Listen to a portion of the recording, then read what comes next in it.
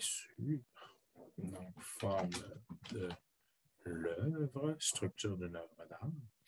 Alors, je vous mentirais si je vous disais que je connais par cœur. Pièce de théâtre. OK. Mais sinon, je vous rappelle que quand vous avez un doute ou que vous ne savez pas trop à quoi correspond une propriété, il s'agit d'aller voir ici l'élément qui est dédié à cette propriété-là, P7937. Et on dit ici, par exemple, on a des exemples d'utilisation. Anna Karenine, c'est un roman, Roméo et Juliette, pièce de théâtre, Fringe, forme dramatique. Donc, on voit qu'on a une panoplie d'exemples qui sont assez diversifiés. Puis là, ben, moi, ça me fait réaliser que, OK, la forme, là, c'est vraiment le format, finalement, de l'œuvre. Je le sais parce que j'avais fait ce que Simon vient de faire, mais 30 secondes avant, là, faut pas, je ne suis pas si connaissant. Non, je suis curieux, est-ce qu'on pourrait préciser pièce de théâtre en 3 actes, pièce de théâtre en 4 actes, qui serait une donnée intéressante à avoir? Oui, tout à fait. Alors, on voit là, que quand on fait une recherche dans le moteur de recherche, on nous offre la pièce de théâtre en un acte. Mais quand on tape pièce de théâtre tout court, peut-être si je mets une étoile. Ça sera modélisé peut-être ou une façon d'utiliser un qualificatif pour préciser le nombre d'actes. Oui, mais ça doit exister. S'il y a pièce de théâtre en un acte, j'ose croire qu'il y a pièce de théâtre en 3 actes. Donc, on va aller voir pièce de théâtre en un acte, en format littéraire, sous-classe de pièce de théâtre. On pourrait sortir toutes les sous-classes de pièces de théâtre. Comment? Ben, on revient à notre bon vieux assistant là, de query. Je ne me rappelle plus comment. Si tu te lances dans une requête, Simon, moi, je vais demander à Claudine qui a la main levée. C'est drôle comme question parce que je suis tombé là-dessus pas plus tard qu'il y a quelques jours. Si on regarde l'historique ici, le 30 mars, donc il y a à peu près une semaine, j'ai voulu créer un élément sur l'essai Liberté malmenée, qui est un collectif. Je pense qu'il y a grosso modo 2 solutions dans ces histoires-là. Quand vous voulez mettre un collectif d'auteurs, soit vous rentrez les noms de toutes les personnes qui sont concernées. Donc, vous les mettez dans auteur. Puis si elles n'ont pas d'éléments Wikidata, il existe auteur chaîne. Comme, regardez, si je fais ici, ajouter une déclaration, vous voyez qu'on m'offre auteur chaîne ici. Ça permet d'entrer un nom d'auteur sans avoir besoin d'un élément Wikidata. Je peux rentrer du texte directement. Donc, soit vous rentrez tous les noms des auteurs, ceux qui ont un élément Wikidata, c'est la propriété P50. Ceux qui n'en ont pas, c'est auteur chaîne.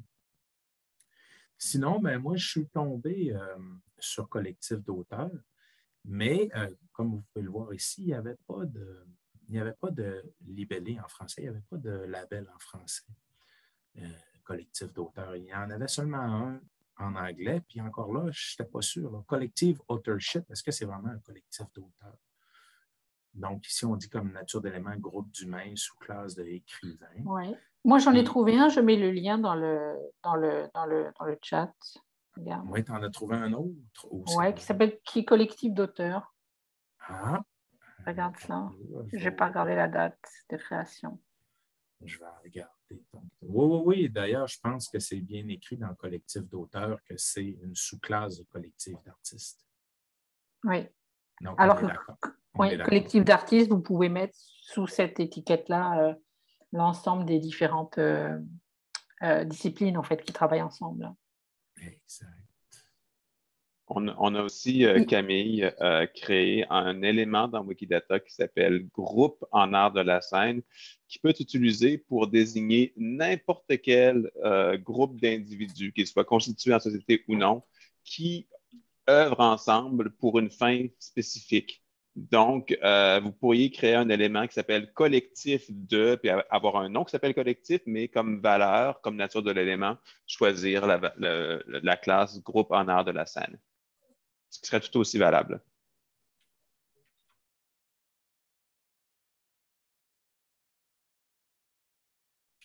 Il y a une propriété pour le public cible.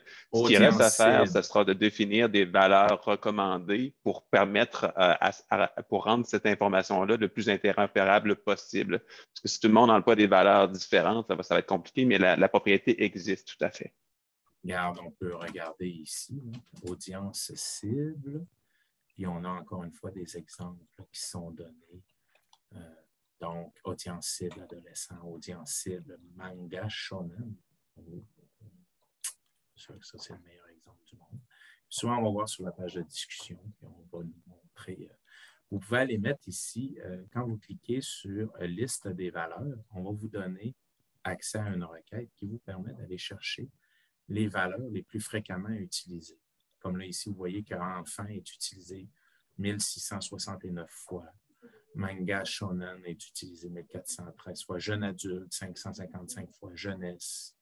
Donc, des fois, ça nous donne une idée de quelles valeurs qu'on peut mettre à l'intérieur. Ça peut nous inspirer pour les valeurs qu'il y a à mettre à l'intérieur de ça. Donc, je vous rappelle là, que vous allez sur la page de discussion de la propriété ciblée, comme ici, on est sur audience cible P2360. On va sur la page de discussion et on clique sur liste des valeurs. Et une fois qu'on est sur la liste des valeurs, on va cliquer sur le petit bouton jouer ici, play. Puis ça nous sort les résultats. Un autre apprentissage de la journée pour moi. Merci, Simon. Ça fait plaisir. Une autre main levée de Héloïse, à moins que c'était la main qui n'avait pas été rabaissée.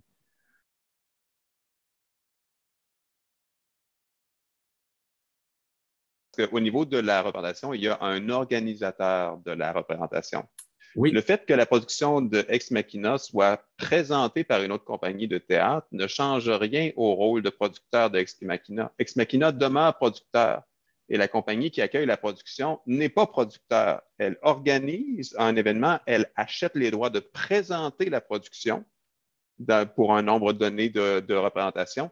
Donc, elle est en charge de la représentation. Donc, le TNM est organisateur de l'événement ou diffuseur dans le jargon du métier, alors que Ex Machina est producteur de la production qui est présentée par le TNM. OK. Mais dans ce cas-là, Frédéric, admettons que le TNM présente 15 représentations de cette pièce-là. Ben là, on appelle tout ça une représentation ou quel mot qu'on utilise pour qualifier cet événement-là? Donc, on peut saisir il existe une classe pour désigner une série de représentations. Et ça, cette classe-là désigne un ensemble de représentations qui ont exactement les mêmes caractéristiques. Cependant, parfois, dans le ballet classique, c'est pas rare, ou dans l'opéra, c'est pas rare de voir la distribution changer d'une représentation à l'autre, donc ça ne fonctionnerait pas. Mais on peut très bien avoir une série de représentations dans Wikidata. La question, c'est est-ce que c'est toujours pertinent de saisir toutes les données de représentation dans Wikidata? Des fois, oui, pour des fins documentaires, mais c'est là qu'un outil comme le graphe de connaissances RsData peut devenir utile parce que lui permet des requêtes beaucoup plus rapides que RsData, que Wikidata. Il est moins, c'est encore une base de données en développement, mais il est appelé à jouer ce rôle-là complémentaire à Wikidata.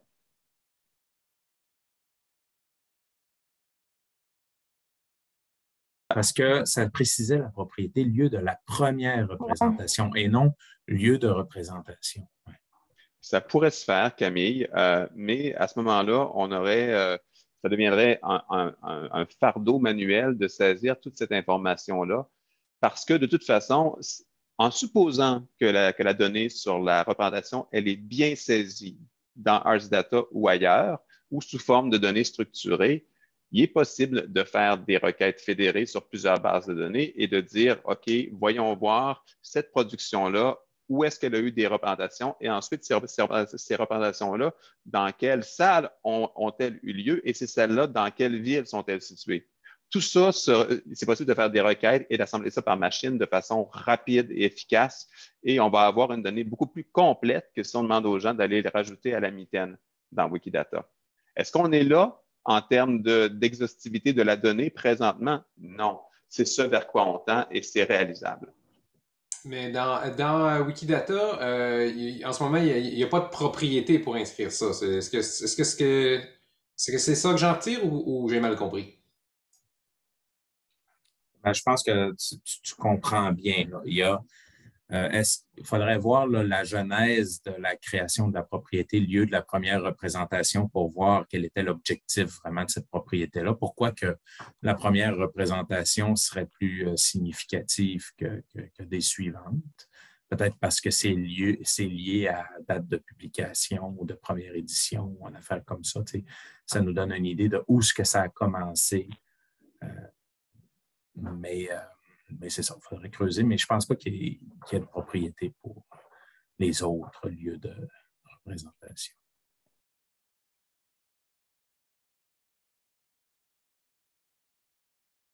L'angle de l'œuvre du nom du terme qu'il faut mettre, là, le P407.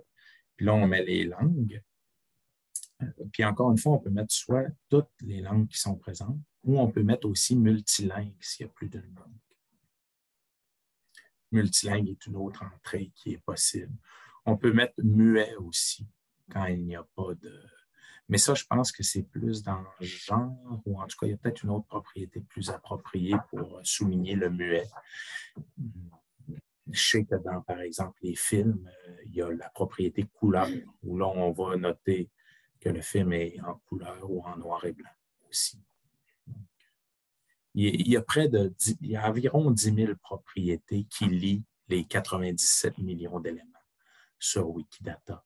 Sur les 10 000 propriétés, il y en a le 2/3 à peu près, même un peu plus que le 2/3, qui sont consacrés à des identifiants externes, IMDB, Bibliothèque nationale de France, etc., BANQ. Puis le tiers qui reste à peu près, c'est des propriétés de tout qu'on a vu, là, costumier, scénographe, distribution pour les arts de la scène ou lieu, localisation administrative. Donc, sur 10 000, le tiers, ça nous donne un peu plus de 3 000 propriétés comme ça. Alors, c'est sûr que vous n'allez pas toutes les connaître, mais il y a moyen de les explorer pour trouver celles qui sont les plus appropriées. Puis, les différents projets qui sont sur le site ont déjà débroussaillé le terrain. Là, je vous dirais, pour le sujet d'aujourd'hui, si vous vous référez à la présentation, ce serait l'endroit où aller parce que le Wiki-projet Art de la scène n'a pas encore documenté les propriétés à utiliser pour les productions. Raphaëlla met le lien vers le Wiki-projet Théâtre, qui est un projet qui n'est plus entretenu. Et il y a certaines propriétés là-dedans qui sont tout à fait recommandables, d'autres que je recommande moins. Donc, je vous dirais, référez-vous à la présentation pour aujourd'hui et dans un avenir rapproché, on en viendra à documenter les meilleures pratiques dans le Wiki-projet des arts de la scène, mais on n'y est pas encore tout à fait.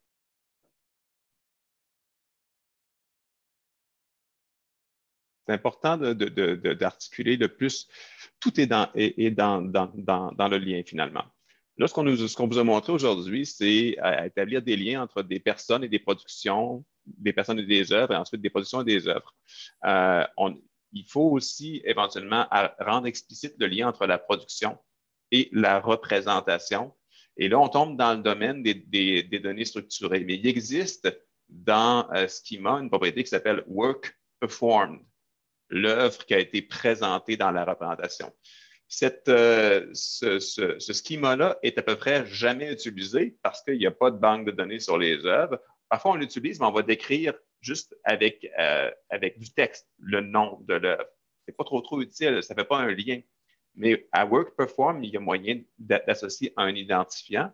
Et si là, on met l'identifiant en Wikidata, un robot qui navigue sur le site web découvre les données structurées de l'événement, peut ensuite aller vers Wikidata, trouver l'information sur la production et là, savoir exactement qui est dans la distribution, qui est le metteur en scène, etc., etc. Et rajouter ça dans son graphe de connaissances, faire les liens avec les usagers qui ont été voir cette production-là, etc. Et c'est comme ça que la recommandation algorithmique peut se bâtir. Simon, tout à l'heure, a utilisé la propriété sujet de l'œuvre. c'est une propriété qui peut être très utile au niveau de la recommandation parce que ça précise beaucoup le contenu de cette œuvre-là. Donc, je vous encourage à l'utiliser. Vous allez peut-être être parfois déçu parce que vous n'aurez pas la valeur exacte que vous voulez dans Wikidata. Parfois, il va falloir peut-être même la créer. Mais vous pourriez aussi être surpris. Moi, j'avais fait un test avec la banque de données Coup d'œil du CQT. J'avais pris quelques productions, puis je disais, OK, si je peux saisir le sujet, est-ce que j'y arrive? Et je prenais la banque de données et sur les 5 premiers, je n'ai pas eu de problème. Je s'arrêtais après 5. Peut-être qu'au 6e, je n'aurais pas eu la valeur souhaitée. Et sur les 5 premiers, la valeur était là.